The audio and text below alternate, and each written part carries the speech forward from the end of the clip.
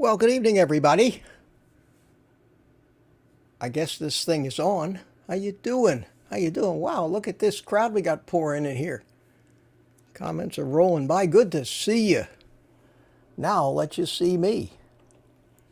There we go.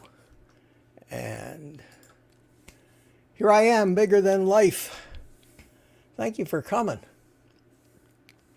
Wow, it's a lot of activity for right off. I've been watching the chat go by. I see we got a couple of first timers and some people that just found me, and I hope that you don't regret it. We'll get to the hellos in a few minutes, and as you all well know, that one of the things I like about these live streams is I get to sip on my coffee a little bit. I try not to make too much slurping noises, but this microphone is pretty sensitive. So here we are, one day before Valentine's Day. Y'all saw my wine and chocolate video yesterday, I think, or a lot of you probably did. You think it was any coincidence that maybe they were trying to drum up a little business for that Frenchman with the chocolate and wine store over there in Orlando? I still can't get over that. I still can't believe that one store can actually make enough money to make it worthwhile selling only chocolate and wine. Although it did look like he had quite an assortment of very expensive wines, and I'm sure exotic chocolates. But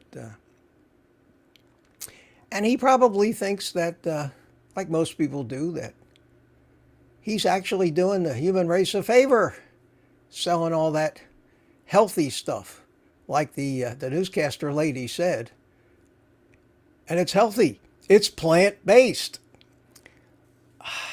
I just can't get over that. I hope a lot of you picked that up in that video. That Jesus, and it's healthy. And they were talking about this kid, and it's healthy.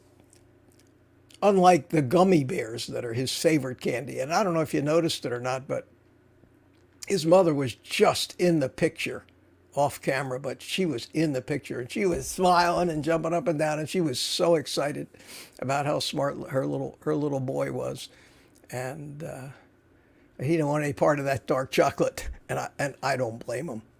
I don't blame him. If any of you have ever tasted Baker's chocolate, which is 100% cacao, if you've ever tasted that, that doctor was right. It tastes like dirt. It's horrible, horrible stuff. Horrible stuff. Okay. Y'all know my disclaimer.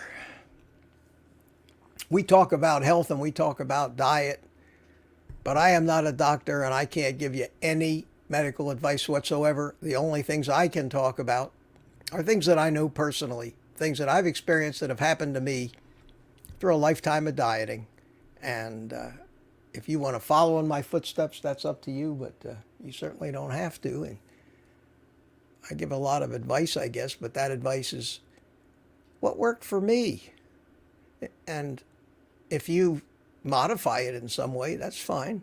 That's fine. I'm not a dictator or anything like that. I'm just sharing some of my good fortune having discovered this thing a year and a half ago. Let's see here.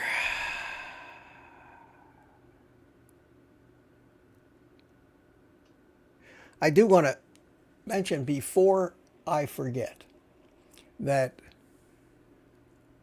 in addition to my Thursday evening live stream for the private members group, on Saturday, this Saturday the 17th, at 1 p.m. Eastern Standard Time, I'm doing a joint live stream with Lee, whose channel name is Kent Carnivore. I'm sure a lot of you are subscribers of his. A lot of you have seen his videos. He's a great guy. I spent an hour video chatting with him the other day, talking about the live stream, and He's having some success, and I wish him every bit of it. He's a smart kid, and he brings some perspective to diet, and especially carnivore, that most people can't. And for that reason, I think that what he has to contribute to the validity of what we're doing, the healthfulness of what we're doing, is the fact that he lost his colon when he was 20 years old. And the carnivore diet, when he started it, just straightened his health right out. But he has a perspective. He has a perspective having to wear an ostomy bag that he can actually see. And this is the fascinating part about this. He can actually see exactly what would have come out of his small intestine into his colon. And he can tell you firsthand that the meat doesn't make it that far. The only thing that makes it that far is especially vegetables, plant matter, and things like that. And some of the body's waste from tearing down dead cells and things like that. But basically, very little, if any. And I experienced that in just the infrequency with which I hit the head. And we're going to take questions and answers. He's in England. I'm here. And the reason I'm doing it early is because he's in England, which is 5 hours ahead of us. And we're going to take questions, and specifically any of you that have questions related to gastric health or anything like that, bowel disease or disorders, you're having problems, this is the guy that can answer them for you. So I'm looking forward to it. And it's going to be a simulcast. We're going to stream it both on his channel and my channel both. So we should have a good turnout, a lot of chat in the comments, and I'm looking forward to it. And we'll see. It's the first time I've done a joint live stream on my channel. I've been on a couple of other people's channels, but this is a new first for me. So wish us luck, and we'll see what happens. So, who's here? Who's here? I see we got, and I was putting them up on the screen saying hello to people, but I'm going to try not doing that tonight, because I always end up leaving them up there, and they sit up there the whole show. And it's very hard for me to keep track of putting them up and taking them down and putting up the next one, and it takes a lot of time. So I'm just going to start at the top of the actual chat itself. Up at the top of the chat, it says, Banjo Brat, welcome to channel support. Also, I see here Michael Griswold, a new member of the private community. Thank you, guys. I appreciate that so much. Drone Shots, Jody said hi. Jody's an old drone buddy of mine. Paul Salvatera, hello, my first time here. Good. Welcome, Paul. BB Mac, how you doing? Robert, I got to do this. I'm sorry, folks. I try with my regular glasses, but I need to put on the ones that, oh God, I can't see through them. Bear with me. This is what happens. Unfortunately, I think it happens to most people in their 40s or 50s. Happened to me a little later, and I do believe that being on carnivore is actually improving my eyesight a little bit. The last time I actually got new glasses, the prescription was less than it was the time before, less correction. And if it wasn't for astigmatism, I could probably read the computer screen without glasses, but I see double images, one over the other. Okay, where were we? Robert Warris, hi Mitch. Bob from Gettysburg, PA, new to the channel. How you doing, Bob? Welcome. Paul Salvatore, how many people are here? Well, right now we got 100, and that's quite a start. Richard Williams, good evening, one and all from Copper Hill, Tennessee. MK, and I thought about that for a while when I saw his handle, and correct me if I'm wrong, but the proper way to pronounce your handle is MK. Drugs are bad. MK. Do I have that right? Is that right? But I think that's what he had in mind. Mr. Mackey from South Park. Benjamin, good evening, Mitch. Jerry Bell, how you doing? Says hi to all the carnivores.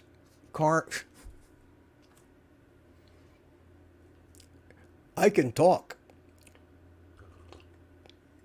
You try this.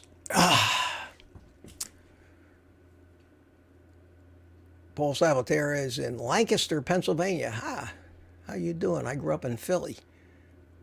Colleen Worth from North Florida says hi. Andrew H., how are you? Did you compose this catchy intro? No, I didn't. I didn't. That's a little tune called Book Bag. I don't know who played it. I found it on a site that has public domain music. No copyrights, no chance of anybody, giving you a YouTube strike for playing that. So I have quite a library of that stuff that I collected over the years of doing drone videos, because I used to, when I would put up my drone flights, I would play the music in the background, and I try to find some mood music, something that suited the actual flight, whether it was a relaxing flight or a high intensity diving through the trees flight. So, and Lewis Mine Scrambler, that's a cool name. I like that. Michael Pregler, how you doing, Michael? Good to see you. Good to see you. Ah, MK says yes. So now it's not MK, it's MK. Okay. Plants are bad. Okay. Bart K also impersonates Mr. Mackey. Collie Worth likes the jazz. Jay Howson, how you doing, Mitch?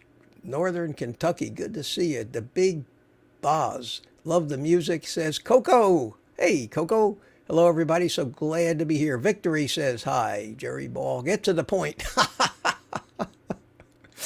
Get to the point. That's funny. I get these comments, and I guess people think I get aggravated by this stuff, but it's great. It's great because when I see these stupid news articles, it gives me an idea for a video. When I get a stupid comment, it gives me an idea for a video, or to do a rant, because I enjoy doing those rants. And I'm not really mad when I do them, but I do them in a tone that you would if you were mad and you were ranting. Impatience and anger and that kind of thing. And I enjoy it, and evidently a lot of my viewers enjoy it, and they're entertained by it. And you can only say eat meat so many times. That's the problem. This carnivore thing is so simple that being a YouTuber in this space and coming up with something that's new and fresh that people want to watch every day is a challenge. So I seek out these stupid things.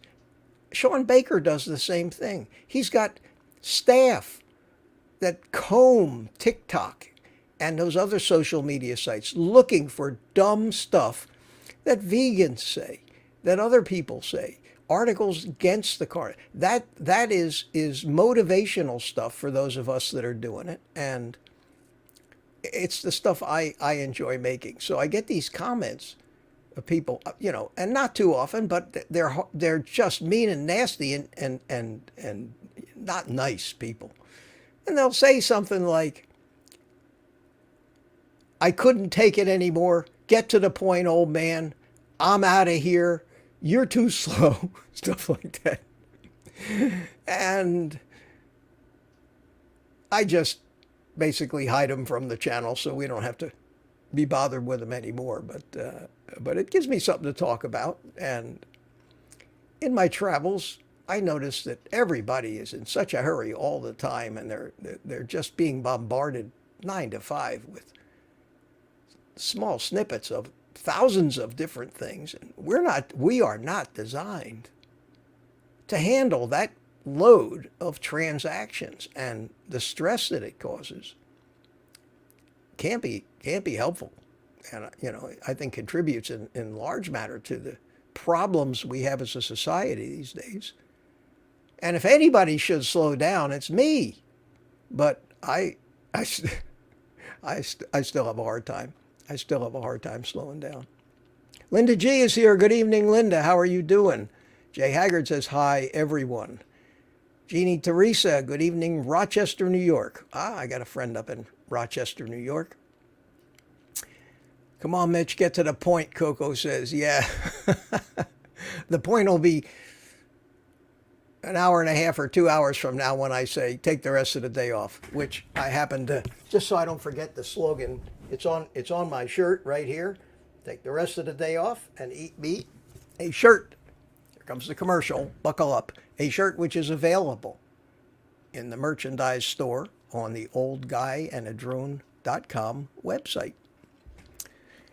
And I meant to ask if any of you guys have a picture of yourself wearing one of my shirts, email it to me. Email it to me. My email address is everywhere. It's Old Guy Carnivore, not Old Guy in a Drone. God, you say something for years and it's stuck in your head. Old Guy I'm still old. oldguycarnivore.com and Old Guy Carnivore, one word, at gmail.com is my email address. And this is the front page of my website, so stick it Gmail to me, and I'll throw you up there in the little slider, and you can go by and be next to all these other fine-looking carnivores that I hope proudly wear the shirts. I get comments on these shirts when I'm out in public, especially the one with the food pyramid on it. I love it. I love it when vegans look at me sideways.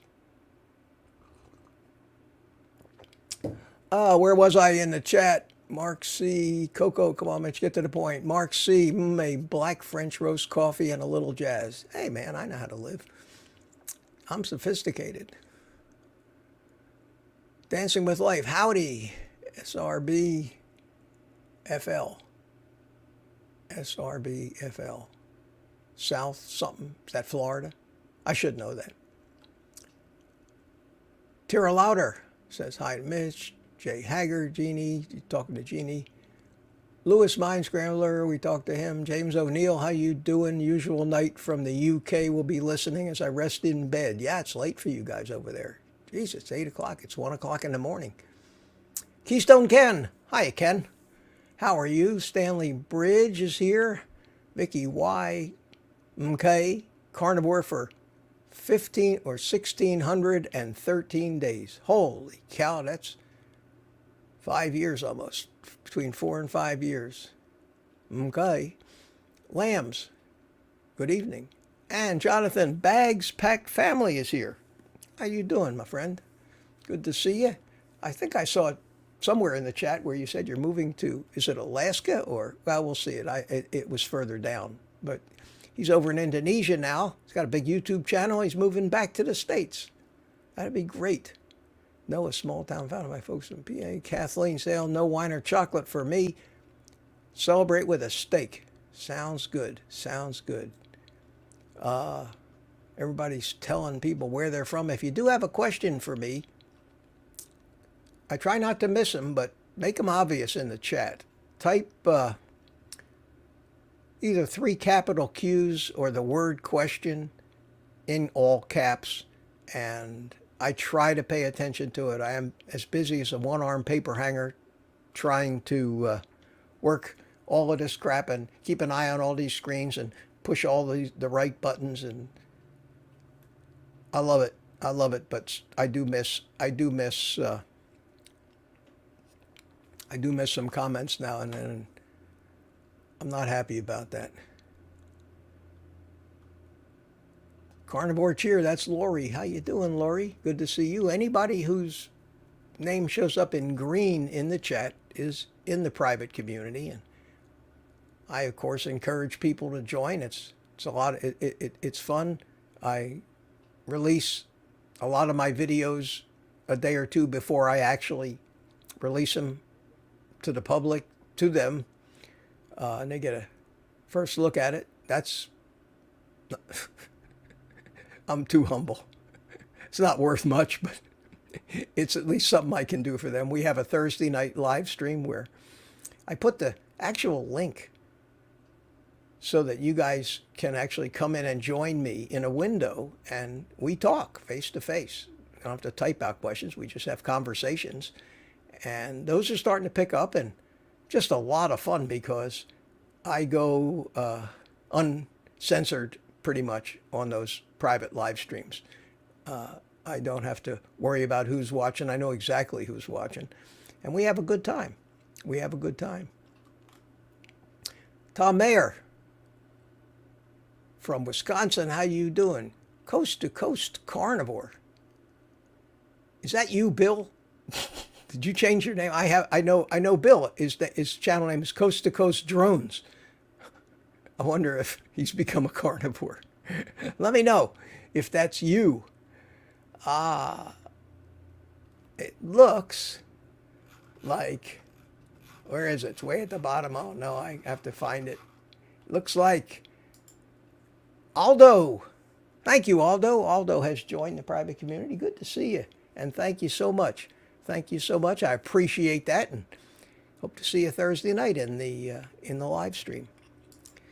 All right, I got 3 different chats going on here. Oh, we have Lewis. Lewis, Mind Scrambler. God, I love that. I love that handle.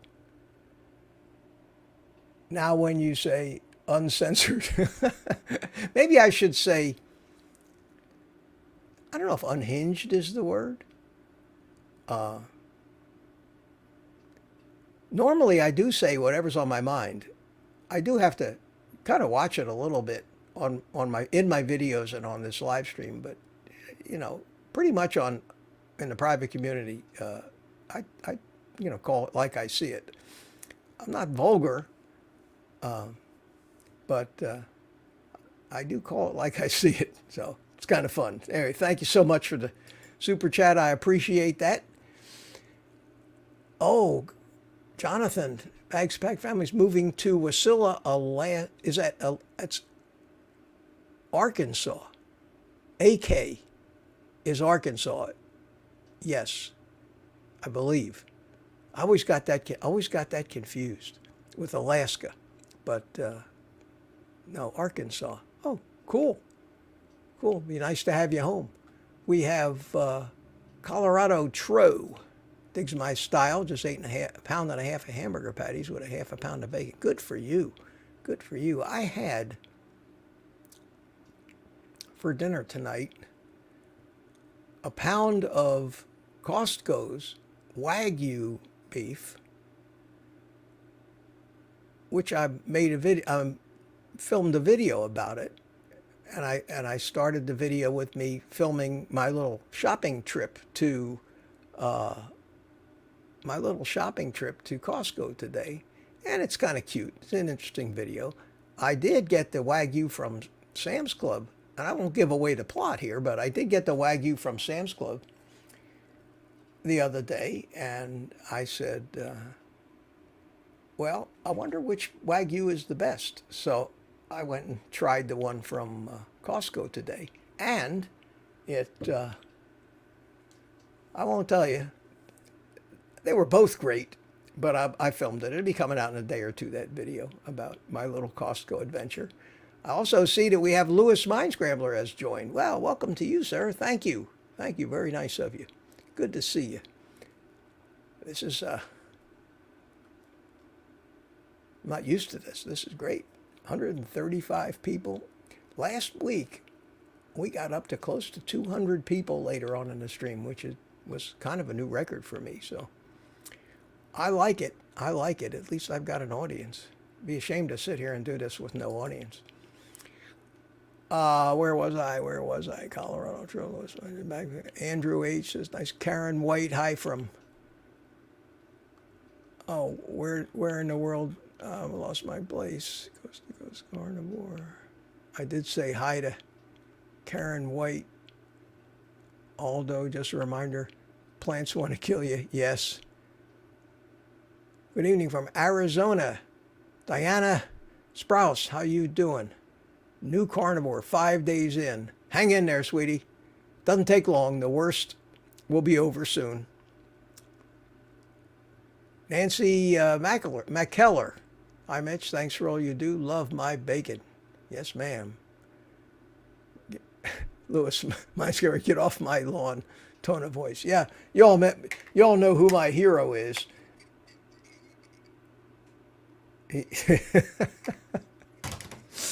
Yeah. I try not to be too grumpy.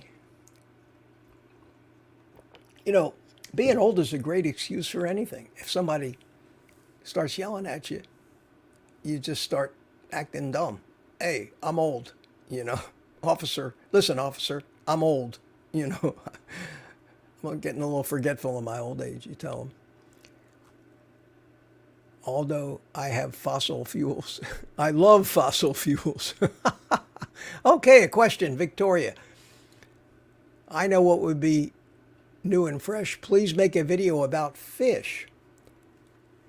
Thank you, Victory. I've made a couple of videos. I made a video about frying. I think I used cod that day, cod fillet, in with the egg, dipping it in an egg and coating it with the panko pork rind crumbs and frying it in bacon grease. And I also made a video doing the same thing with shrimp, with big shrimp, and that stuff is fabulous.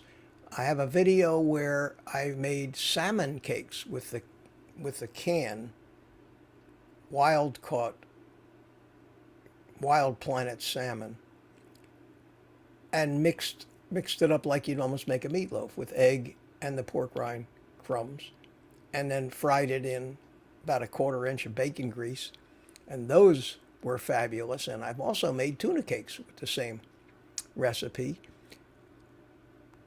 I've made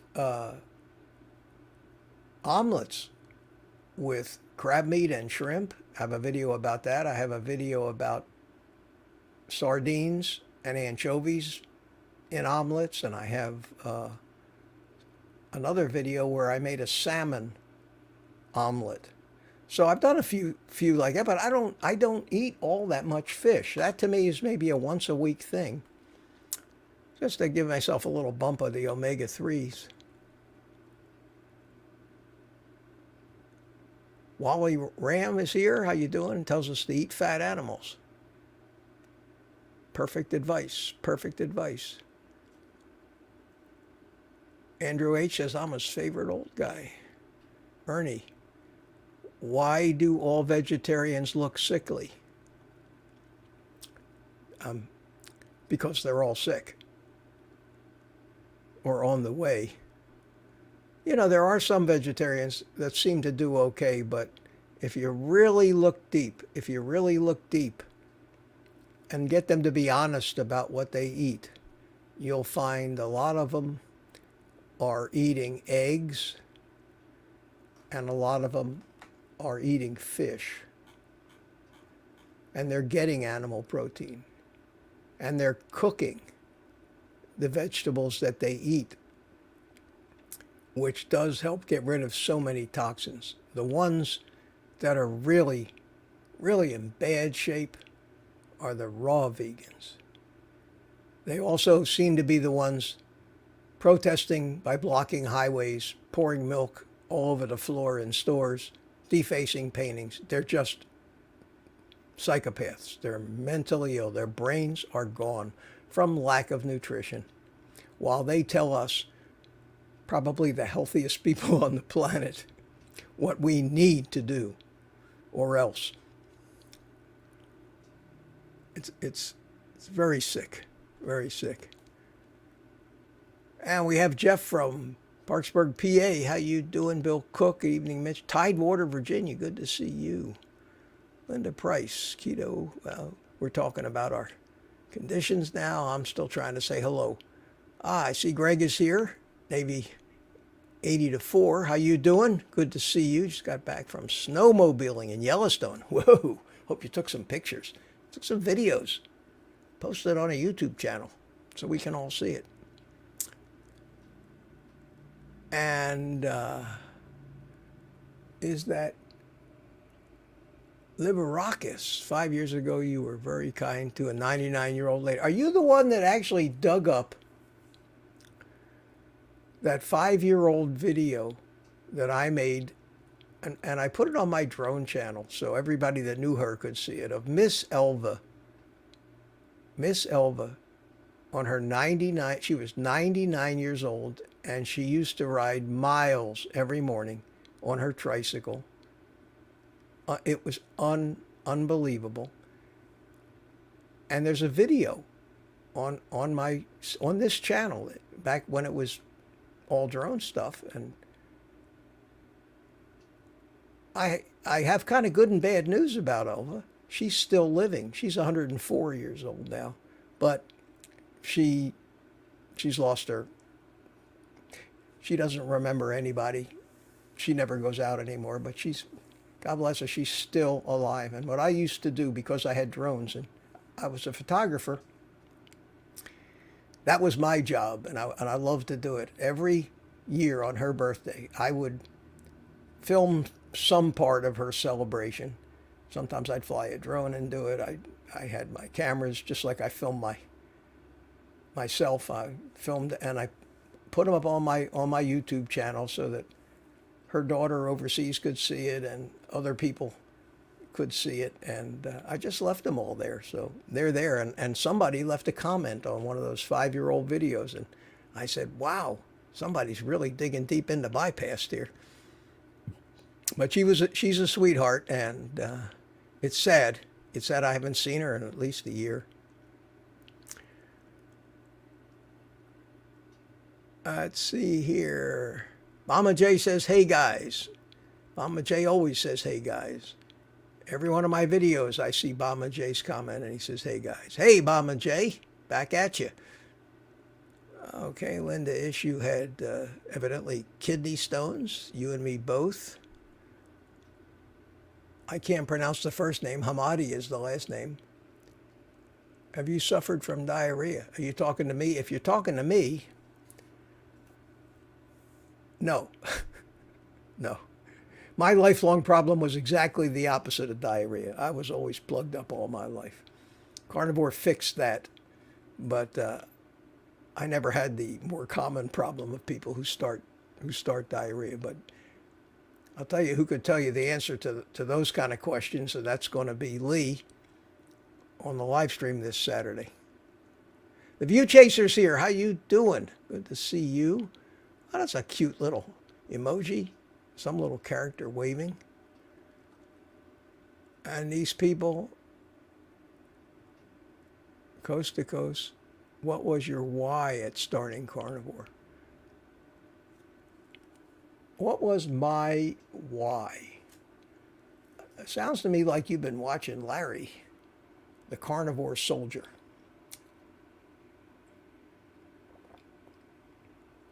I like Larry. I was on his one of his live streams, and we haven't touched base for a while, but that's one of his things that he does, and it's an important thing. Is it not only applies to Carnivore, it applies to anything we do, is understanding why. Why are you doing this? You have to have a reason, or why bother? And I've thought about that. It's interesting that you ask. Why? Well, I was always fat. I was always fat all my life. I was always overweight. I'm a level 10 sugar addict on a scale of 1 to 5. Always have been. Not just sugar, not just sweet things, but bread. Bread was my downfall.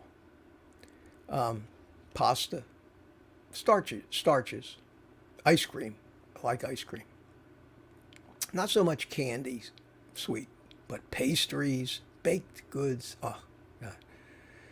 And I've told the story of my life a few times, and I have to keep retelling these things because we get so many new people coming and gone in this community. Sadly, so many people try it and give it up, and that's sad. And I work so hard trying to help people over the hard part. I don't make it sound easy. I try to make it sound like a challenge because it is a challenge, and that's why I keep harping on some of the things you need to do to get over the first 30 days, because between you and me, I honestly don't think 10% of the people who made up their mind to start Carnivore actually make it through the 30 days. Now, maybe if they take one of these 30-day challenges somewhere, it might help them. But that that stuff, I don't know how well that works. I don't subscribe to taking these challenges. It's not a game. It's not a game. It's something that you have to understand why you do these things and what you expect out of it. And you're not doing it to compete with other people or show off for other people or live up to what other people say you're supposed to do. You have to know why you're doing it, and you have to know what to do and how to handle some of the weird things that happen to you when you decide one day that you're going to completely change your own physiology from an organism that metabolizes mostly sugar to one that metabolizes mostly fat. There's no shortage of advice. Problem is, who do you listen to? For everybody that tells you do this, there's somebody else that says don't do that. Do this instead. Do this is better, and back and forth. I know that because I've watched them all in my search for something that worked. So I was always gaining and losing weight, and the person that made the most sense to me, well, let me finish answering the why question. The why question was weight is when I started on a weight loss journey. I was young. I was in I was in good health. I had nothing wrong with me. In my 30s and 40s, I was perfectly healthy. I was just not obese, but a couple 100 pounds, up and down between 150 and 200 pounds, 10, 15 times in my life, up and down. And one of the reasons I don't think I got really sick was because most of the time I was practicing a low-carb diet because I'm an old Atkins devotee from way back in the 70s when he wrote his first book. I read that book, it made a lot of sense to me. Low carbs. I've always been interested in biology and biochemistry, physiology. I started studying paleoanthropology, evolution, all the stuff that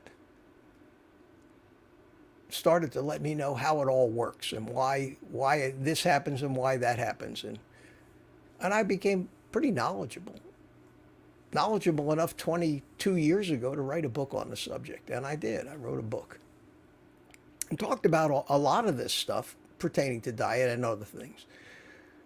But I'm an addict. So I would lose the weight and I would stick to it. And when I started to get down near my goal weight, I kept forgetting that the concept of a diet itself means that it's a temporary thing. You can define diet in two ways. If you say a lion's diet is meat, you're talking about what the normal thing is for him to eat. It's his diet. If you say, I'm on a diet, for us that means I've changed everything so I can lose some weight and go back to what I was doing before. And that's our mindset when it comes to dieting. And that was mine all my life. I never thought of it as a lifestyle. I thought about it as something that I was doing to get rid of this weight, and somehow in my, I hate to use the word naive, but in my mind, I was convinced that once I got rid of it, it would just stay off. And most people feel that way too. Most people think that, I'm just going to do this. I'm just going to take those weight loss drugs. I'm just going to take Ozempic and Wegovy until I lose the weight. Then I'll stop taking the drugs. And they think that they're just going to stay where they are. And boy, are we all sadly surprised when 3 months later, all the weight is back. And for a lot of biological reasons, an extra 5 or 10% for good measure.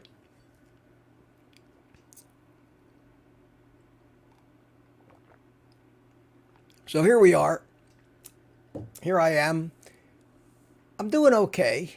And then, all these new diets keep coming along. I'm an old guy, I mean, I've been around a long time, and I've seen them all, from Atkins 100 different diets over the years. The Scarsdale diet, the paleo diet, the zone diet. I mean, I have all the books.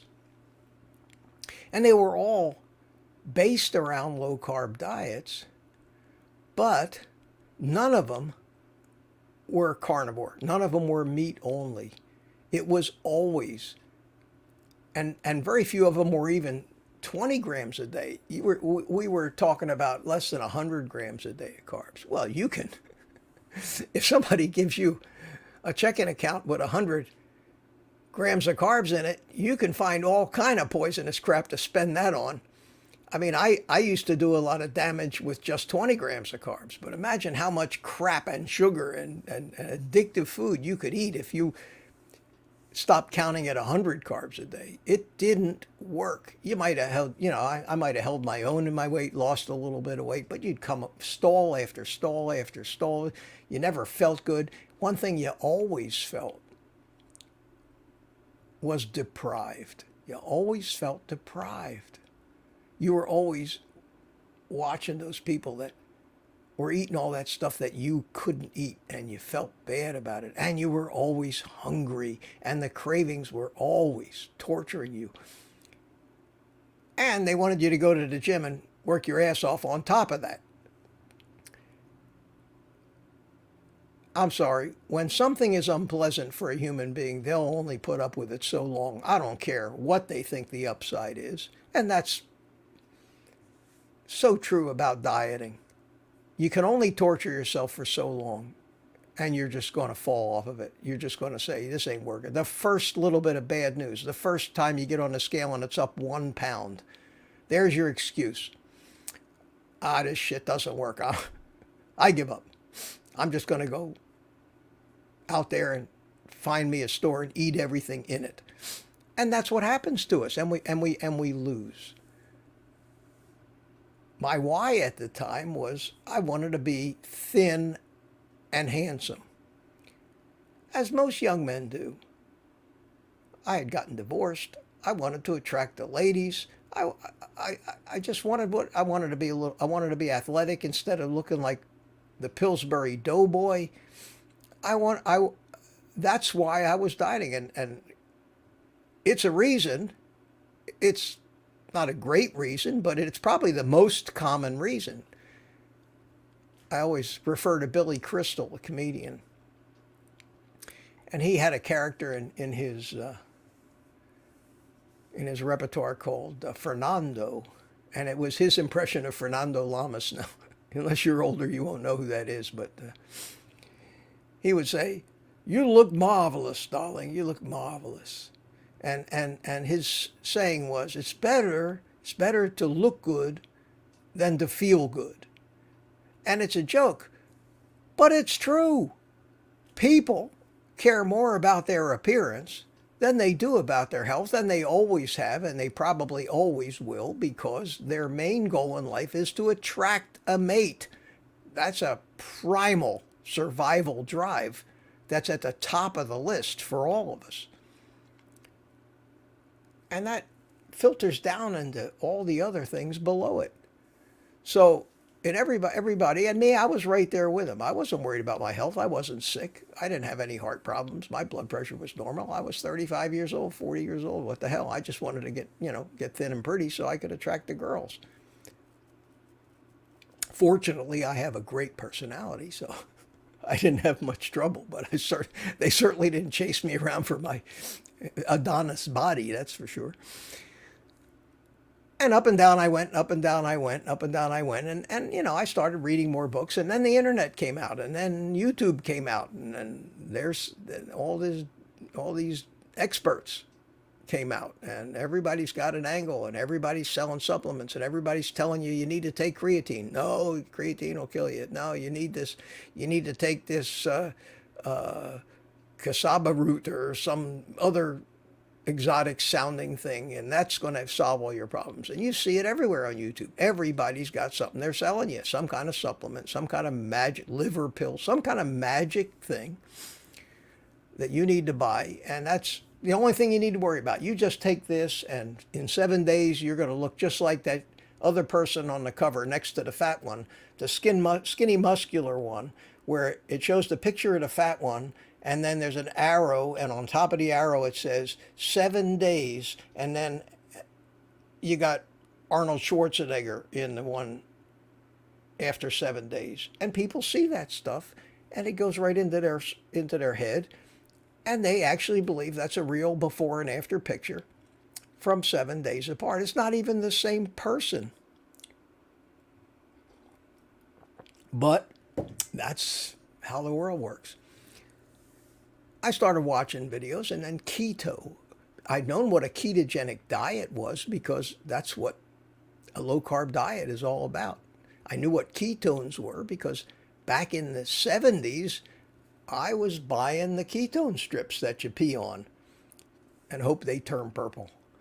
That was part of being in ketosis has been a part of the low-carb diet for a long time. But somebody coined the term keto, and keto became a thing. And that made sense to me too with the 20 grams of carbs. And I've told this story before. I went on that, and I lost weight, but my cravings never went away. I always felt deprived. And if I was allowed 20 carbs, I've said this so many times, by God, I was not going to waste a single carb on broccoli. That's for damn sure.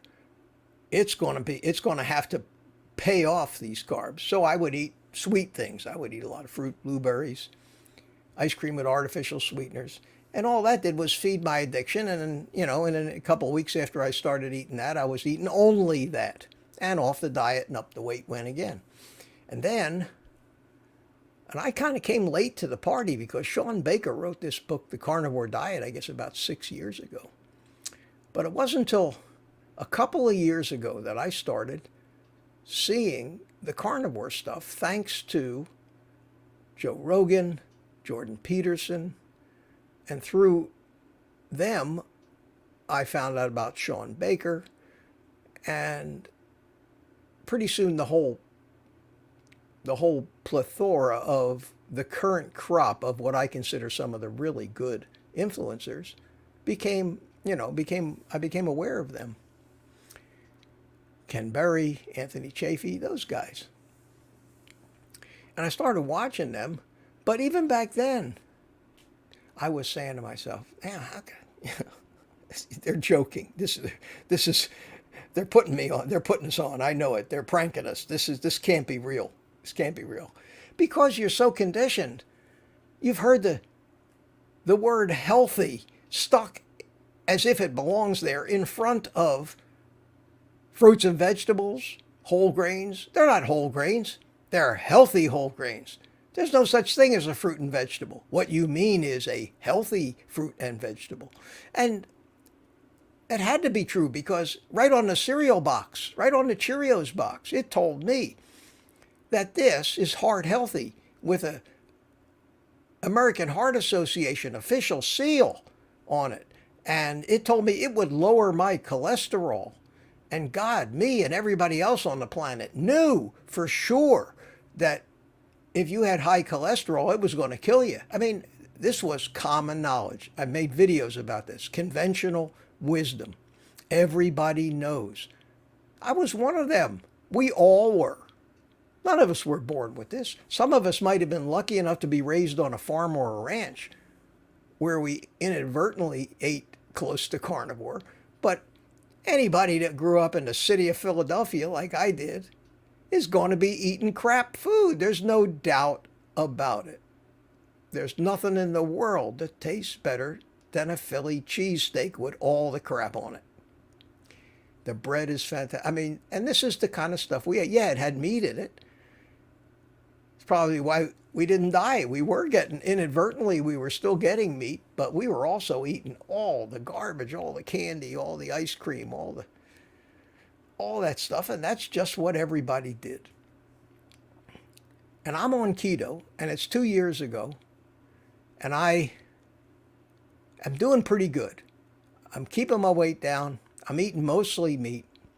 I'm still getting cravings. I'm satisfying most of them by eating blueberries, making my own blueberry ice cream, by taking frozen blueberries and putting them in a little blender with heavy whipping cream, and it breaks up the frozen strawberry. You get blueberry ice cream, and on the nights when I didn't just go diving into the rest of what was left of the 3 pounds of blueberries, I did okay. I lost weight. I decided I need to start getting in shape. I went back to the gym. I started working out. A lot of you have heard this story, but it's an interesting story. I started working out. I started putting on, a little muscle. I was feeling good. I still had digestion problems. I still was not healthy.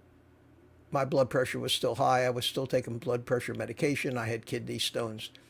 I had eczema, diverticulosis from being constipated all my life. My poor large intestine was so misshapen, outpouched. I never got diverticulitis because it never got inflamed, but it was still uncomfortable.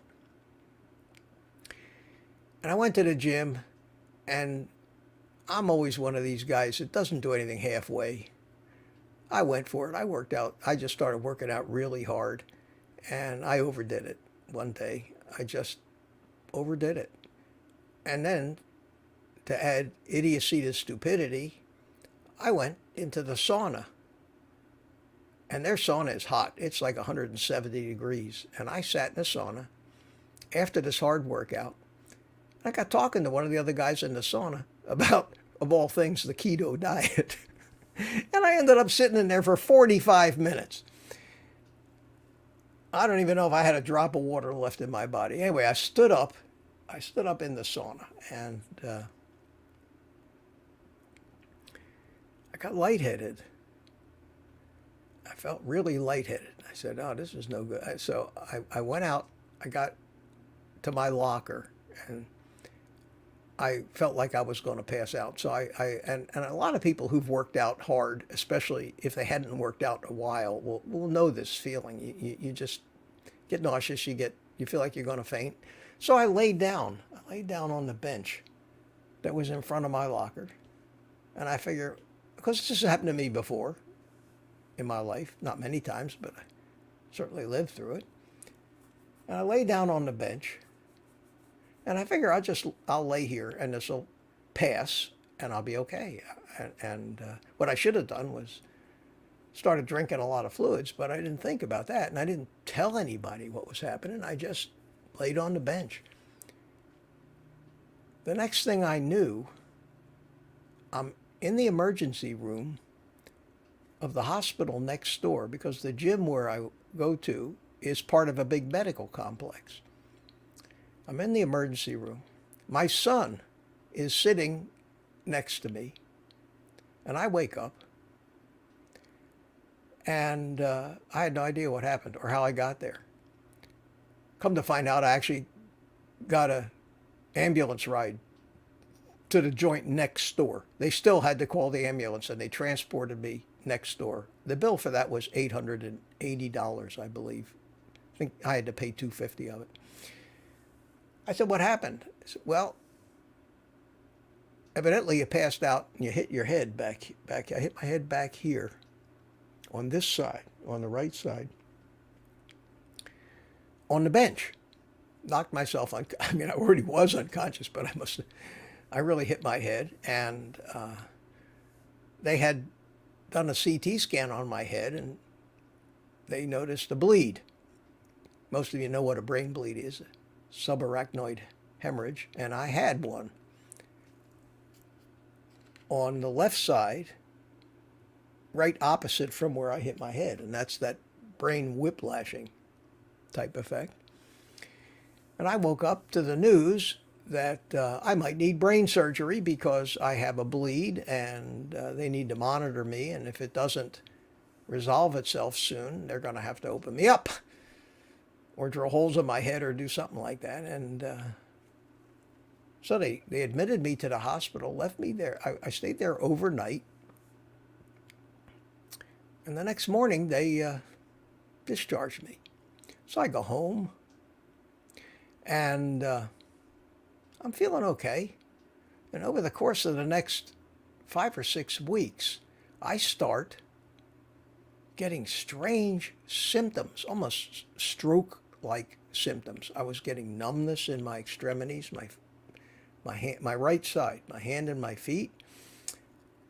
I would get bouts of aphasia where I could not put words together. I couldn't talk. And they would last, these little episodes would last just a few minutes.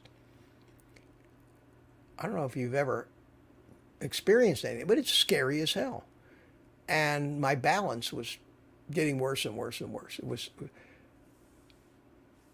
and one day I'm on the phone to my son and I can't talk, and he panics. And the next thing I know, he's comes over and grabs me and takes me over to a local hospital here where he happens to be on the board of directors. So I got great service at that hospital. So that's my advice to you is get one of your kids on the board of directors of a hospital. You'll be a VIP. He takes me into that hospital. They put me through a CT scan. Next thing I know, I'm on a helicopter. And they're flying me down to the hospital that has the big neurology center. And long story short, if it isn't too late for that, the next morning, I'm having brain surgery. And I can show you here.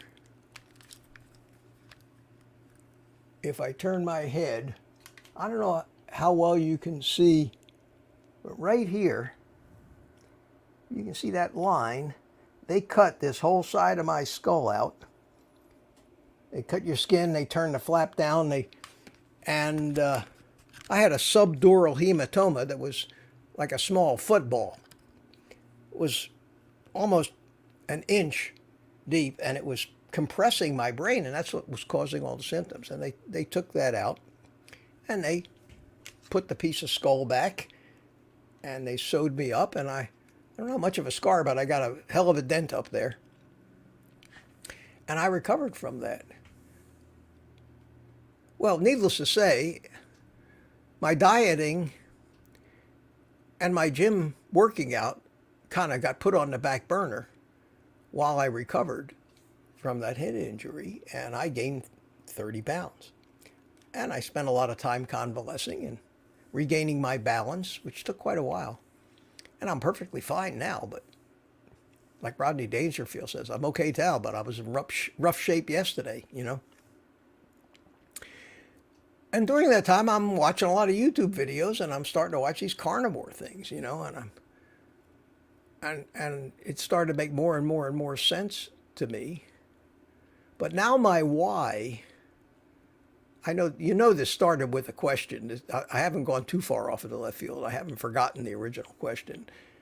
My why completely changed.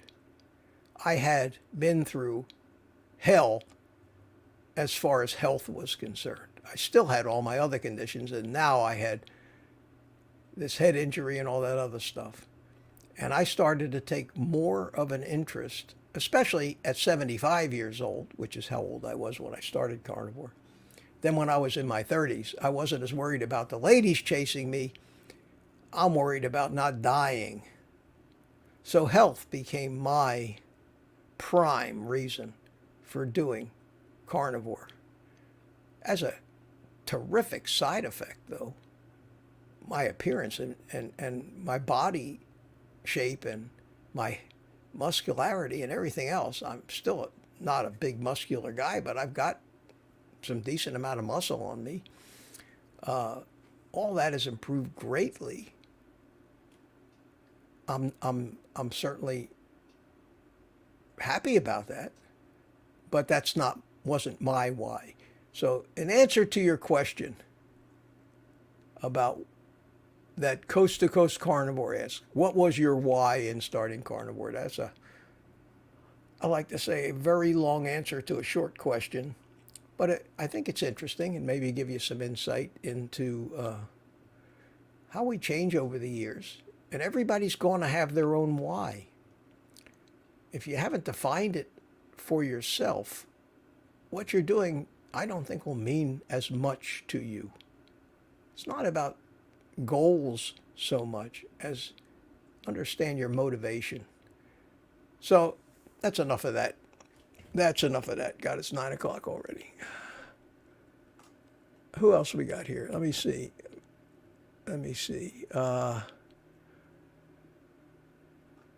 If I missed your question, I'm looking for questions now. I think I've said hello to enough people. John Mendoza calls me Pops. Oh, I'll call you son. How you doing, son? And I can't pronounce your first name. Hamadi is the last name. Have I suffered from diarrhea? I already said that. We can't get through a carnivore live stream without poop talk. It's just it's just part of being carnivore. We're used to it. We're used to it. And let's see here. Ernie thinks he has to quit weed. BMAT says I was watching Bart K reviewing a video today, and the girl in the video, and that's it. What happened? Mama Bear asks, are electrolytes really necessary? Been carnivore 2 years without electrolytes.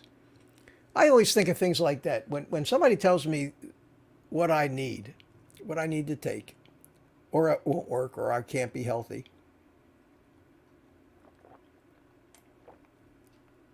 When somebody tells me that, my first thought always goes, I picture a caveman. 40 or 50,000 years ago, somewhere in France. Neanderthals are still around. And I say, how the hell did he live without these supplements? Because if he hadn't lived, we wouldn't be here. Because, those people that lived before us were our ancestors. Had any one of them in a long unbroken chain all the way back to the beginning was ever broken, then our family line would have died out. And we all come from some family line or other.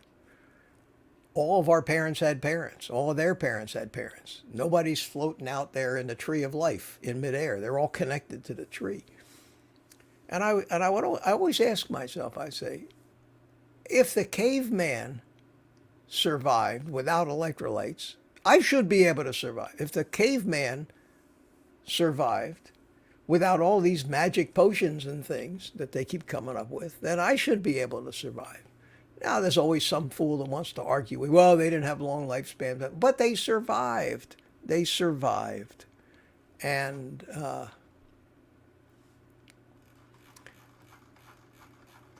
but things aren't exactly the same as they were in the caveman days. Ricky Lee, thank you. Super sticker. I appreciate that, my friend. Always appreciated. No question or anything, just a super sticker. Thank you, man. Very nice of you. Things have changed, however. It's all about nutrients. It's all about building blocks. It's all about energy. Life is about that. Life is about energy, building blocks, and nutrients. And they fall into different classes based on what they do. And we've all heard these terms. We have vitamins and minerals. Those two words go together, vitamins and minerals. And the difference is a vitamin is a compound of many different elements, and a mineral is not a compound. It's basically just an element. Calcium is an element. Magnesium, potassium. These things, sodium, these things are minerals. And we need minerals because they play a part in most of the catalytic reactions, which are reactions that generally are helped by what we call enzymes that play a part in facilitating one chemical state to another by either donating or taking electrons and protons and swapping their positions around. and those are vitamins and minerals. Those are important, mostly important, in the chemical reactions in our body that are involved in the energy synthesis, the part of our chemistry that creates the energy that runs our machinery. And I'm watching the viewer count here. If I see it drop off, I'll stop if I start boring people to death. But there's two main things we get from food in the form of vitamins, minerals, and amino acids. We get either something that provides us energy, or we get building materials to create and maintain the actual physical structure of our body. Kind of like your car. You put you got two things in your car. You got the materials that the car is made of and the gasoline that you keep putting in to make it run. And if something on your car breaks, then you get new building materials and replace the old ones. That's got nothing to do with the gasoline. The gasoline has a separate thing. It does its job. It provides the energy. Well, these chemical reactions at the basis of all life, not just our life as intelligent human beings, but pond scum, a fig tree, a squirrel, a worm. It doesn't matter what kind of life it is. At the cellular level, it's all the same chemistry, the same reactions, using the same materials, some for energy, some for building materials. And it's been that way ever since the first single cell. So these things haven't changed. So the nutrients that are necessary at the base level, at the cellular level, remain the same, and they're necessary. Where we find these nutrients in a world where continents are moving and mountains are coming up and volcanoes are erupting, not to mention where humans are doing stupid things like raping the soil, depleting it of these nutrients so that when the plants grow, they don't have these nutrients in them. What was there 1,000 years ago or 10,000 years ago may not be there now. However, we still need it. So whether you need, again, I'll get back to the question, I haven't forgotten it. Whether you think you need to take a supplement or whether you can do fine without it, only depends on whether that particular vitamin, mineral, amino acid, whatever it is, has found its way into whatever it is that you're putting in your body, eating and drinking. And there are things that have become severely depleted in the soils where they grow the grass and the plants that the cows eat. And the cow's not going to get these minerals if they're not in the grass that he eats, and the grass won't have them in it unless they're in the soil that they grow in. And what we're doing is the stuff that used to come from cows crapping all over the fields, they're now spreading chemical fertilizer, which is not the same. And the soil doesn't feed the grass, and the grass doesn't feed the cow, and the cow doesn't feed us, so we get short of potassium, magnesium, and those electrolytes. Now, some people need more, some people need less. We're all a little different. The most important thing you have to look out for, if you're not taking electrolytes, is do you have any symptoms? And one of the main symptoms of being low on electrolytes, there's a couple of them.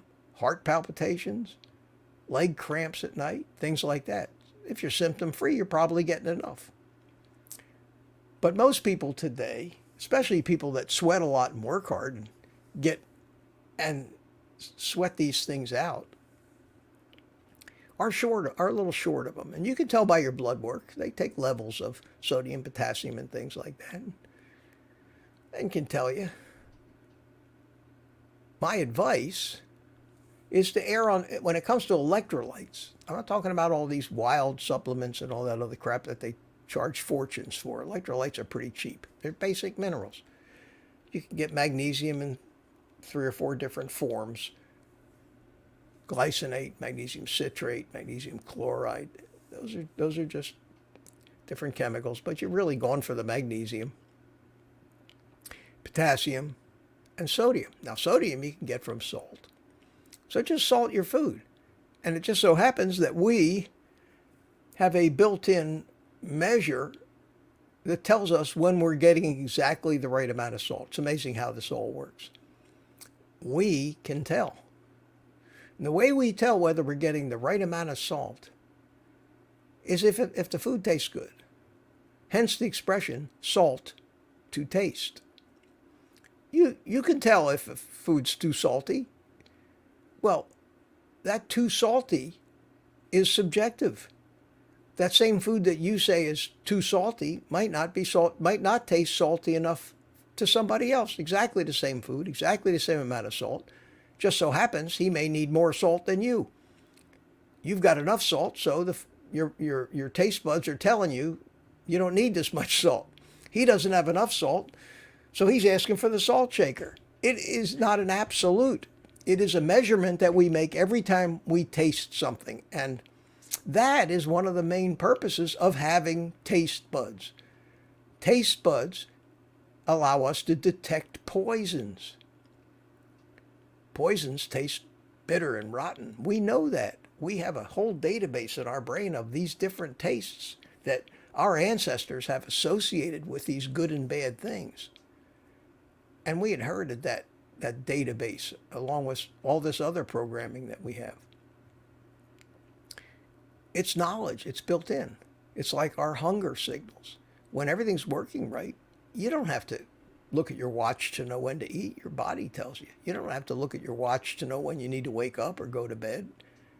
We have all that built in because at the heart of what we are, before we had a brain with consciousness, which wasn't all that long ago, we were animals like, we were like all the other animals. And animals are not conscious of any of the things that we are. And yet somehow they always manage to do the right thing. They know how to eat. They know how to live. They know what to eat and what not to eat.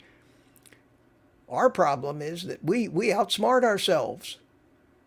We have forgotten how to let our natural cues guide our actions. We've learned how to profit on that too. And look at the pickle we're in. I think in the long run, it may turn out that intelligence gives you a survival disadvantage in the long run. If we don't blow ourselves up, we'll kill ourselves by poisoning ourselves with all this food. So trying to overthink all this stuff can be counterproductive. And I try not to. I try to, and the more I'm living this natural lifestyle, the easier it is for me to recognize the things my body is telling me that I need. I take a small amount of electrolytes every day because if I have a little too much, it's not going to hurt me. I'll pee them out. If I don't have enough, I might have a problem. And my problem was that I would get leg cramps at night, and I knew that I wasn't getting enough potassium or magnesium.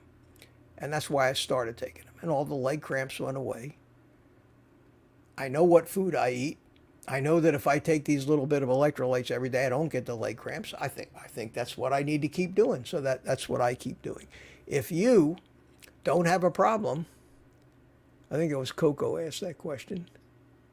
It's gone. The chat's moved on. But if you don't have a problem and you've been doing this for 2 years, I wouldn't worry about it. But the next time you go for a physical or see your doctor and get a blood test, have them check it.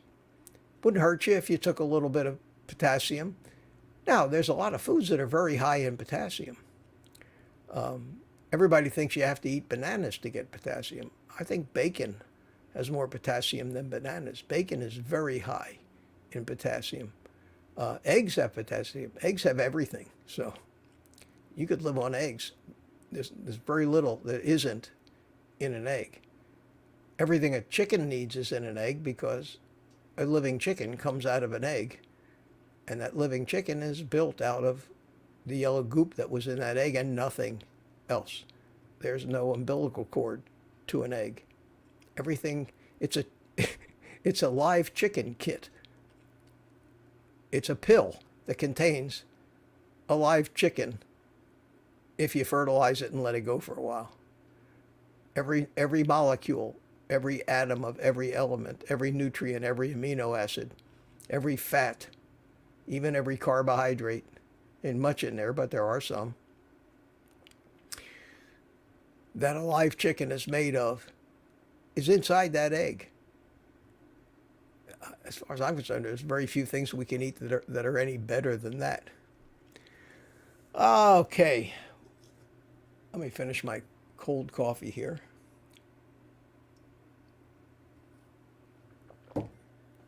I'm going to cruise the chat here because there's a lot of stuff in there, and I want to look for the QQQs and see if I can find any more questions. And let me look.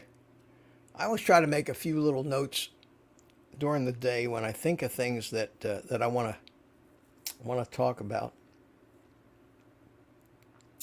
I need to plug my stuff. You know I have to. Allow me to. I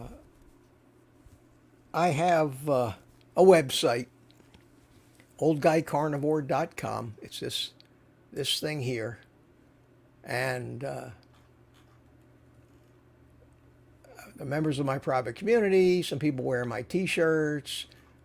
I haven't used it yet, but a lot of people have put their email address in there, and I figure one of these days I'd like to, when I have some time and this YouTube thing settles down, if it ever does, I'd like to come up with a little newsletter or something to mail to everybody. Meanwhile, nobody will ever have access to these email addresses, and I will never use them for anything like a promotion or buy something or anything like that. It's just, I have them for one main reason.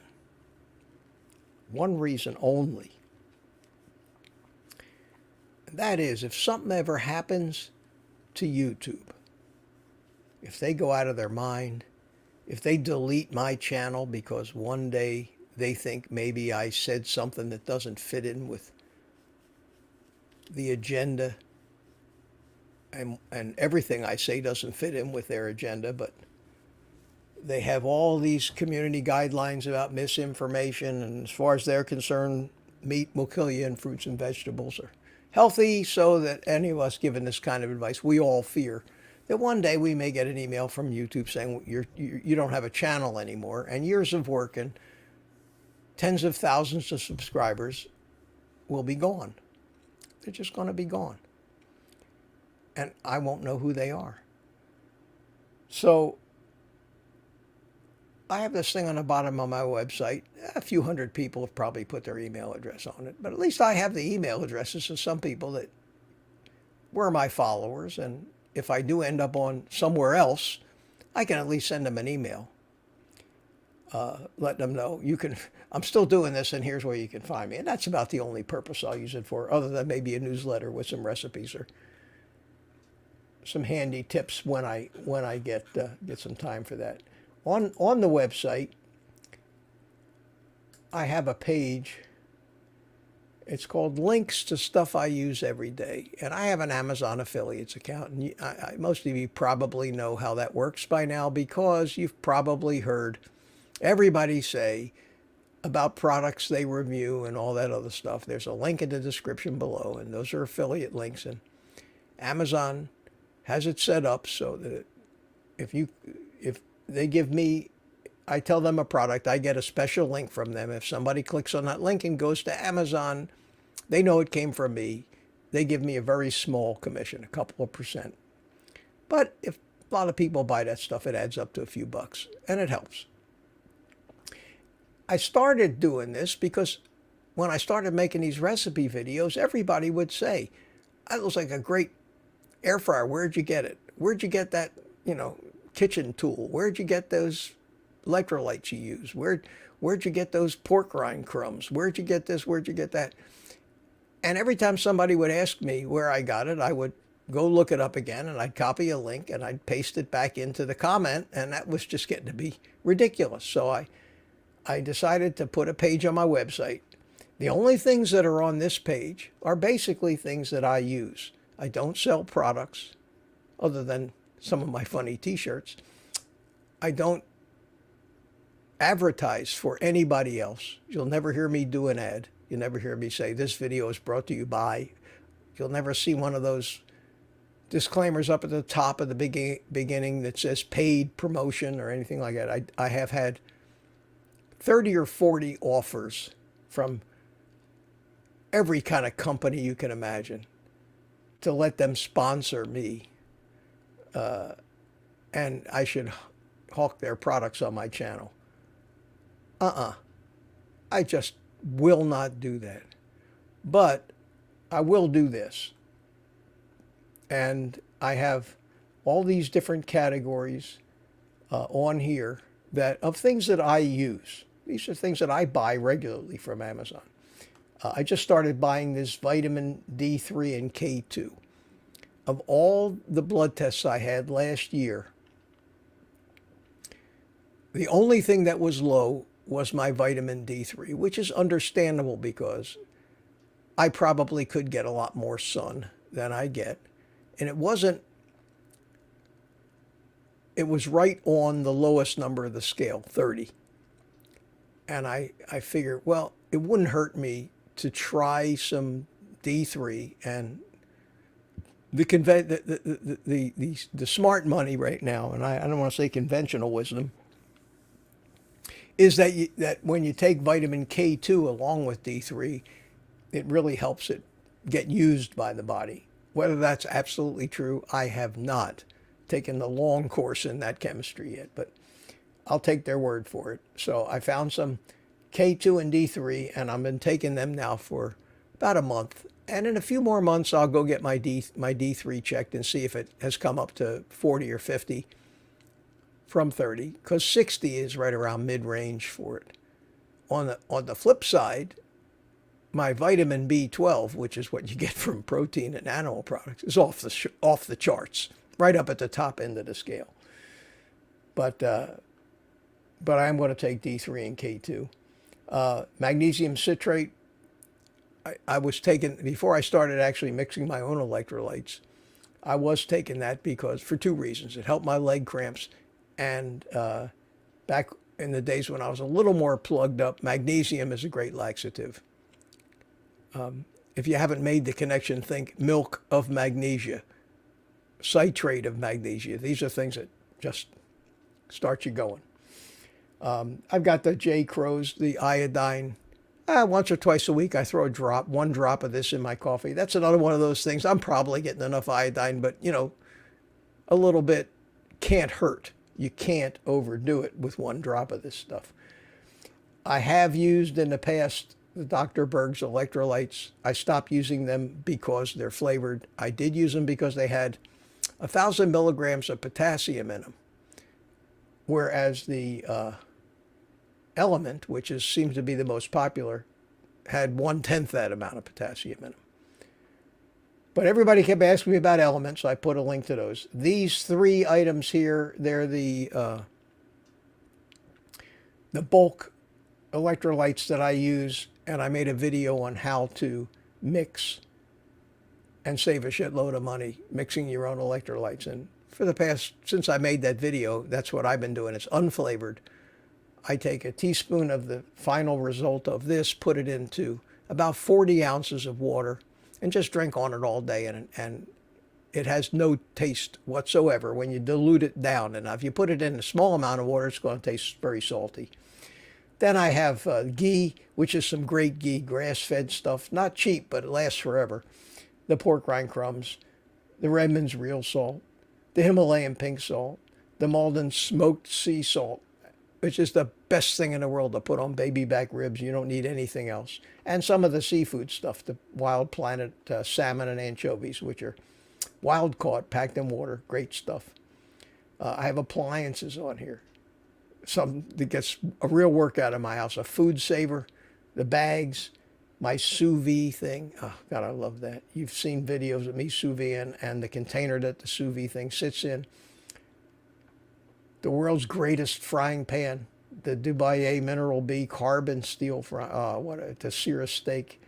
And for eggs and bacon, either of these, the Ozeri or the Mueller, they're German and they're stone coatings, they're ceramic. There is no forever chemicals in these. Nothing like Teflon or anything to worry about. They're great pans. They're $30. They're not expensive, and use them for a year. They start to get brown inside. You throw them away, get a new one.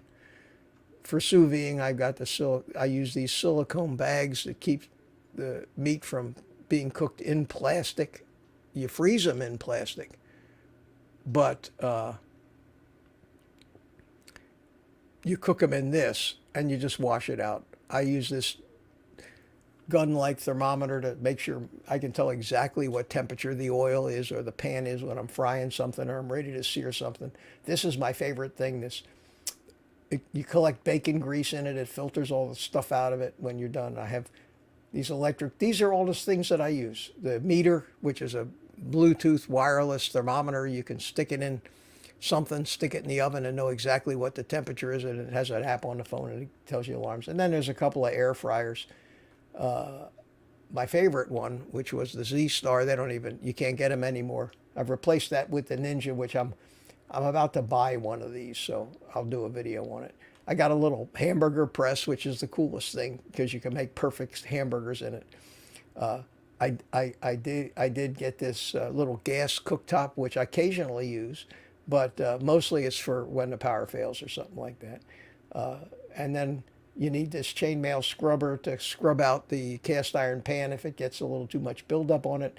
And this is the 40-ounce water bottle thing that I use for my electrolyte drink. Then I have T-shirts.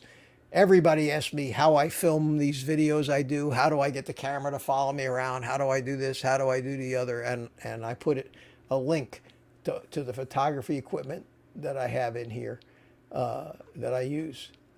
And then my exercise stuff. I've been using this. This is great. And it's like $139. But I found, and I'm going to make a video on it. I haven't done it yet. Is this thing by itself? Most people, especially people my age, cannot do pull-ups. I can do 2 of them now unaided, which is amazing for me. I can do 25 push-ups, but these pull-ups, pulling up your body weight, is hard. So these bands, everybody takes these bands and uses them in association with this thing. And there's ways to do it where you can do pull-ups, but have the bands handle some of the weight for you. And then there's my scale. So that's it. I didn't mean for it to go that long, but that's my stuff I use. And I really appreciate it when you guys, if you want this stuff and you actually take the time to go to my website, click my link. It's very nice of you. I appreciate it. You don't have to do that. It doesn't cost you anything. It doesn't cost you any more money. The way I look at it is Jeff Bezos doesn't make quite as much profit. He has to share a little bit of his profit with me, and I'll take it. But as far as you're concerned, costs, same cost, same price. Ricky Lee, I see that somewhere in this chat, I see Ricky Lee has given me $2. Is that an old one or is that a new one? I think I saw that one before. I got these 2 different chats and it's very complicated. There you are. Did I show you that, Ricky Lee? Yeah, the super sticker. Okay, thank you. Thanks for putting up with my little commercial there. I appreciate it. And the T-shirts, I got those too. Let's see what else we got here.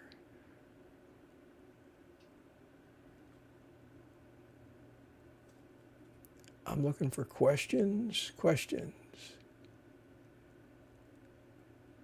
Hey, there we go. Excuse me.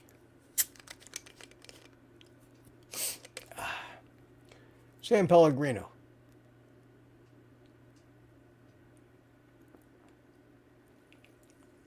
I get a kick out of this stuff. I like the bite. I like the fizziness of it. It's even though it's just water. This water went to all the trouble of getting on a boat in Italy and coming all the way over here just so I could drink it. Sam's Club or Costco. And you know, if anybody should be paying me, it's Sam's Club. God, as much as I talk about the stuff I buy at Sam's Club, I should be on their payroll. But that's not going to happen. Mike K, question, what are your thoughts on fermented foods? I realize this is a carnivore site. We'd just like your insights. Thank you. You're asking the wrong guy, Mike. Not that there's anything wrong with fermented foods. I've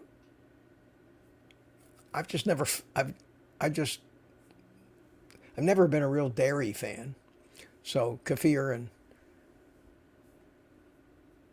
yogurt and anything that has to do with active cultures are out for me. It's something, I guess when I was younger, the thought of little bacteria swimming around in this food I'm eating, not understanding that they're everywhere anyway, just kind of turned me off to those things. The closest thing, and I guess this is fermenting, is when something's pickled. But I don't eat any. I don't eat like sauerkraut or any of that. I don't eat any of those foods whatsoever. Never liked them. Don't want to learn to like them. And I know that it's one of the best way, from what I understand, the little that I know about it, it's one of the best ways that if you really have to eat plants, that's a good thing to do, because it gets the carbs out of it. As I understand it, again, I know very little about fermenting, but as I understand it, the little buggers eat up the sugar, and so you don't have to. Fermented eggs, oh God, the thought of that stuff just turns my stomach. I'm a natural carnivore. I'm telling you, I'm a naturally born carnivore. All of the stuff that I like best, if you discount the sugars and starches, is the meat and the bacon and the lobster and butter and shrimp and crab and all that stuff. That's why one of the reasons I think maybe I'm so happy living with what other people tell me is such a limited variety. And I think again back to that caveman 40, 50,000 years ago, when he came home from work and said to his wife, "Honey, what's for dinner?" She looked at him like he was crazy. "Same thing you had last night. Mastodon, you know." "Same thing you're going to have tomorrow night. And the night after that." "What do you mean, what's for dinner?" We've never had this in our history. Not until the last, few hundred years. Even in medieval times, the variety wasn't what we have today. I mean, think about this. They got 10 different kinds of Cheerios. How do people, they got, Baskin Robbins has got 31 flavors of ice cream. How do people decide? Look at most of these products now. They have 10 different versions of the same product. And none of it's any good for you. Let's see here. So I hope I wish, yeah, that Minky says Chinese food has fermented duck eggs. I couldn't even, I don't even like to be in the same room with those things. So I don't know who. I'm sure you guys are all talking about fermented veggies now. I take broccoli, lots of vitamin C and potassium. Okay, that's fine. You can eat that stuff. Anybody can eat anything they want. I don't think less of people who eat vegetables. I choose not to because I'm healthier and happier and never liked them much anyway. But you have to take a test for yourself. Do these things I'm eating trigger any cravings that cause me to start eating the stuff I don't want to eat or eating big quantities of it? If the answer to that is no, doesn't hurt you. Do I have any adverse reactions to these things? Do they cause me to have pain? Do they cause me to break out in rashes? Do they screw dramatically with my digestion and have me run into the bathroom like with Crohn's or ulcerative colitis? And most people who started carnivore didn't start it as a diet or even as a lifestyle. Guys like Jordan Peterson and his daughter Michaela, it's all that was left when they eliminated everything that was killing them. They're that sensitive to all this stuff. And when I finally eliminated the last of the sugar and the last of the fiber and the toxins that are in all plants, that's when the miracles started happening for me. My whole life changed. I don't even want to know which plant it was. I don't care. I don't miss the plants. I love this style. The best thing for me about this lifestyle is the food freedom. It's the fact that I never get hungry. I ate at 4 o'clock this afternoon. I ate a 1 pound square Wagyu burger. You'll see the video coming out in a few days how I made that. And I'm not hungry now. I have no desire to eat. I'll wake up tomorrow morning. I will not be hungry. I will not care.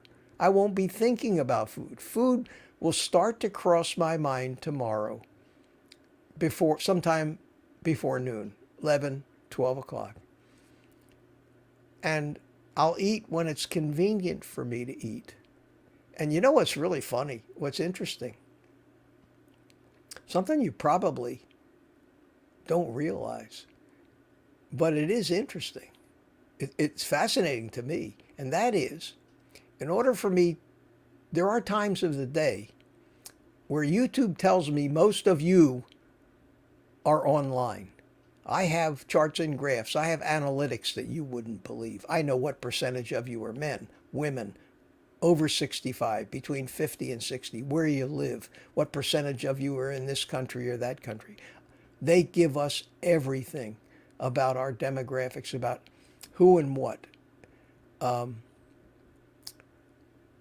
I know that the best time of day for me to release a video where I want to get the biggest bunch of viewers right up front, which you need to do with YouTube, because if you don't get a good response right out of the gate, their algorithm thinks nobody's interested and it doesn't get propagated.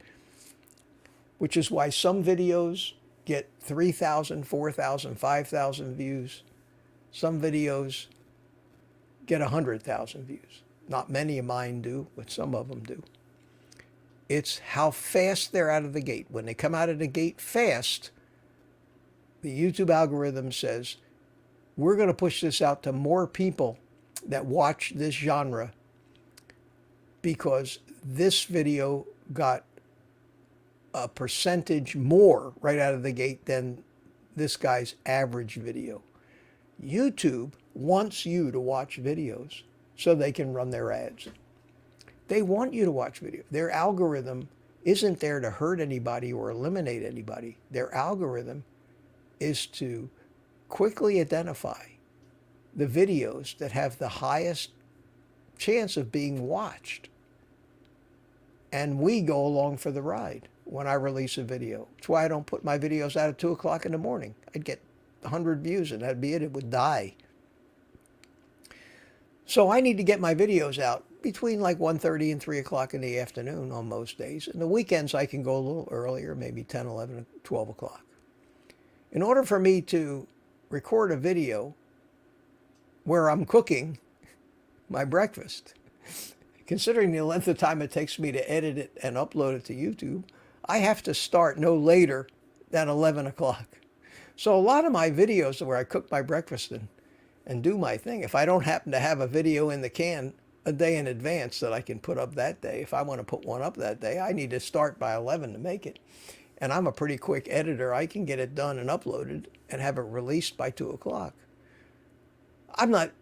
I may not even be hungry at 11 o'clock. Most of the time, I'm not. I'm not hungry. I don't feel the need to eat, but I have to cook breakfast because that seems to be one of the kind of videos that most of you guys like the best, where I just amble around the kitchen and think of a subject and a point, have no script, no idea what I'm going to say when I start.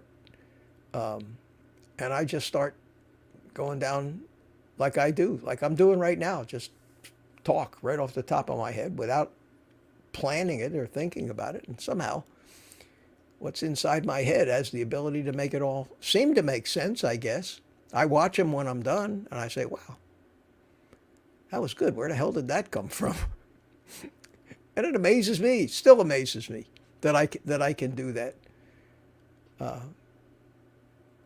don't even want to know why. It just happens. So the point I was trying to make is that even though I seem to be eating my first meal of the day around, I could probably go to 2 o'clock or 3 o'clock without even thinking about food, and then just eating one huge meal, OMAD, at 3 or 4 o'clock and be done with it for the day. But what I've settled into, primarily because of the YouTube schedule, is eating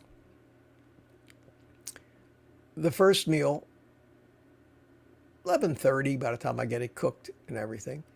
And then my second meal about 3, the latest 4 o'clock in the afternoon. And then I'm done for the day. I don't think about food. I don't want any food. There's a video coming out tomorrow about snacking. Watch that one. You'll love that one. Carnivore snacks. And you'll find out how I feel about that. The day after that, I think I'll probably put that Wagyu hamburger thing out. I'm trying to get ahead so that I don't have to start cooking or eating or doing what I'm doing earlier. So I, if I'm not hungry. And as the weather, I hope you like my little walking around videos. I like doing those, but you need decent weather for that. You don't want to see me walking around in a cold, gray, rainy day. Nobody does. And this time of year, it's not like it. It's not like it is. DS111 says, "Excuse me while I cook my breakfast."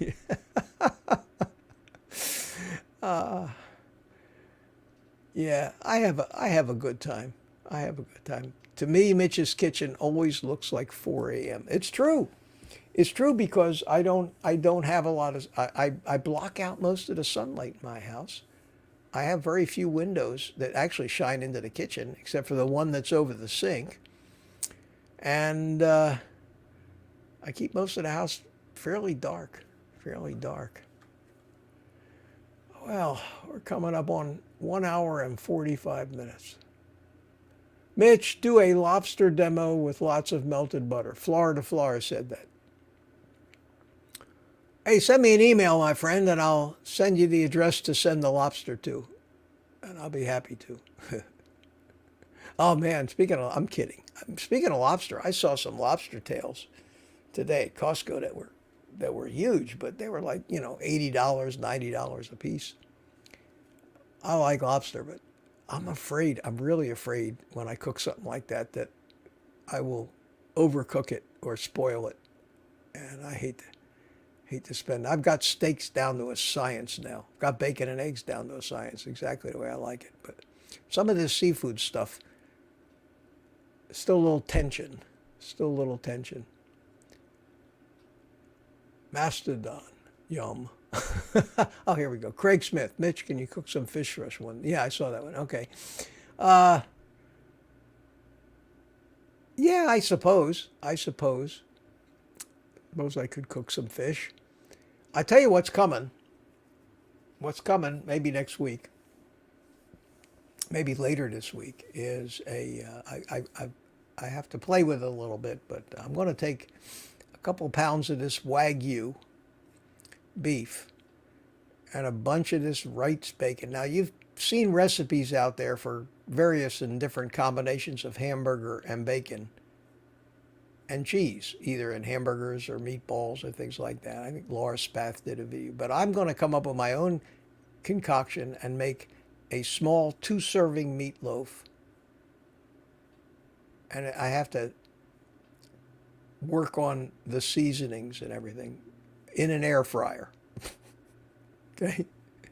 It's going to be a Wagyu bacon meatloaf done in an air fryer. 2 servings.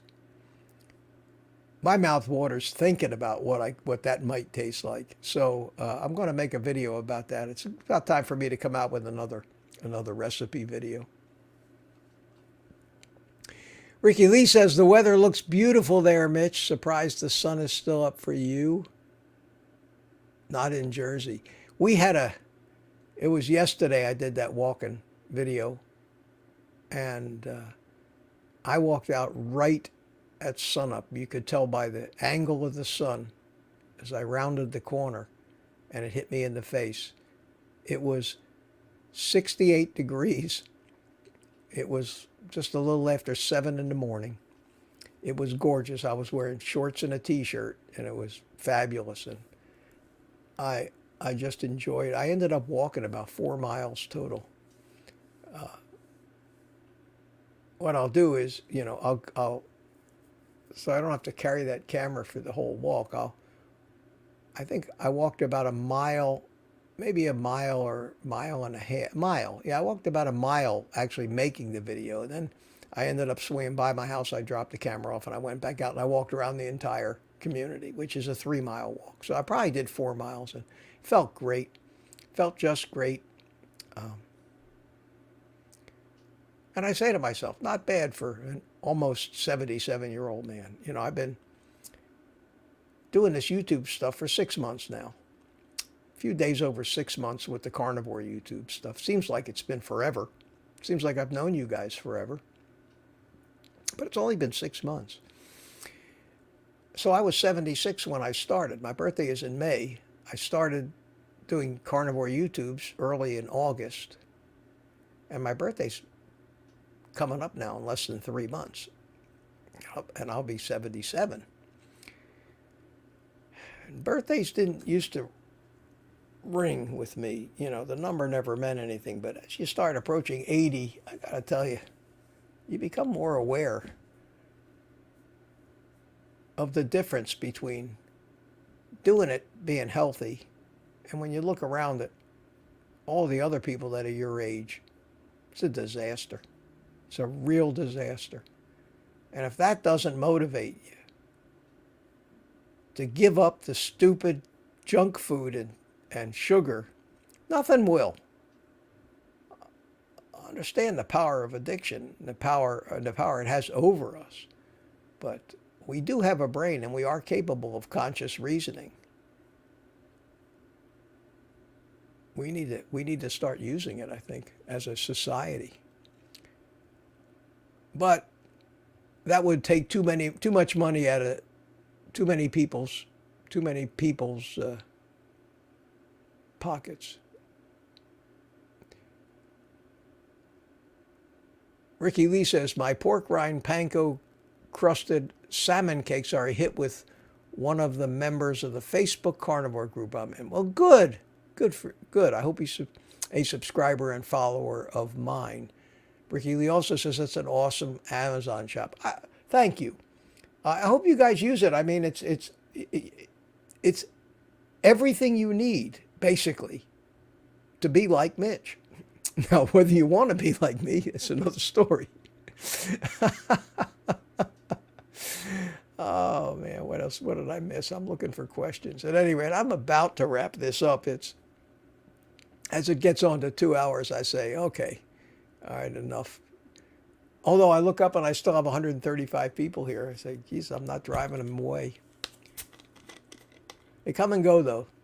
But I do have a cadre of people that just stick with it, and I really appreciate you guys. Like I said in one of my videos, I think it was the video I did today where I talked about taking my time. I said, I don't view these things as performances. I feel, just like I feel now, that I'm visiting with my friends. I don't have to impress anybody. I'm just visiting with my friends. They're talking to me. I'm talking to them. It's a nice thing, especially for me, since I am a bachelor and I live alone and I have nothing in common with any of my neighbors. That's another story. They're just interested in doing nothing but partying and eating and drinking, and they look like it too. I have nothing to talk about with them. And if I start trying to talk about carnivore, they disappear. They're gone. I said, I didn't know they could move that fast. So I think I'm pretty much down at the bottom of the chat. I see, where are the Lay's pork rinds? I never used Lay's pork rinds. The pork rinds that I use are from Sam's Club or Aldi. And I know they're both good. They're both rendered in their own fat. No soybean oil or any crap like that. They do have a barbecue flavor, but I hate those. They're terrible. I just use the regular ones. Lay's has good pork rinds. Well, I'll have to see if I can find them. Pork rinds are God's gift to the carnivore community. They are as close to a cracker as you need to get. One of my favorite things to do is to take stuff and put it on pork rinds. I take smoked salmon and I put it on pork rinds. They eat them like hors d'oeuvres. I used to eat tuna fish salad on pork rinds. I used to eat peanut butter on pork rinds. But and sometimes I just eat the pork rinds by themselves.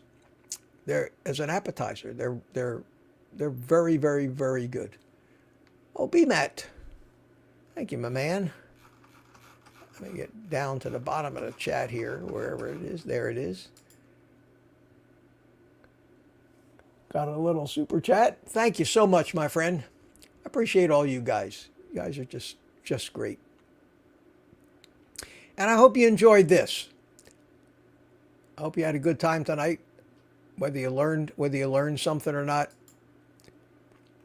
I don't know. I try. I hope you were entertained. I'll be back Thursday night. I need to get some traveling music on. And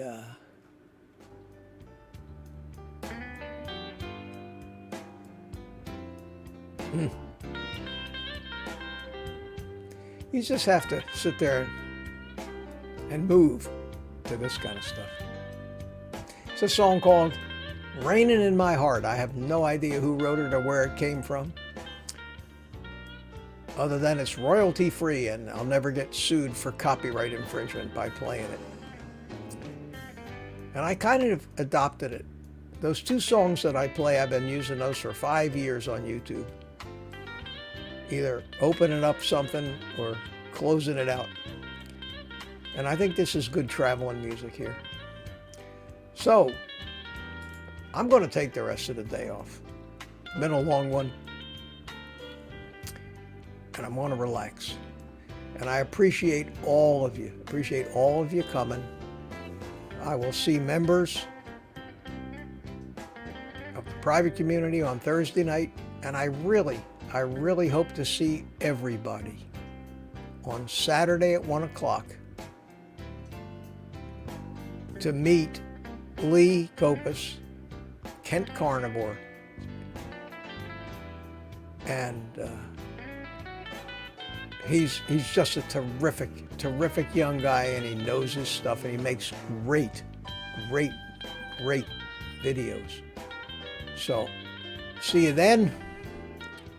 For now, what's left of it, take the rest of the day off and eat meat.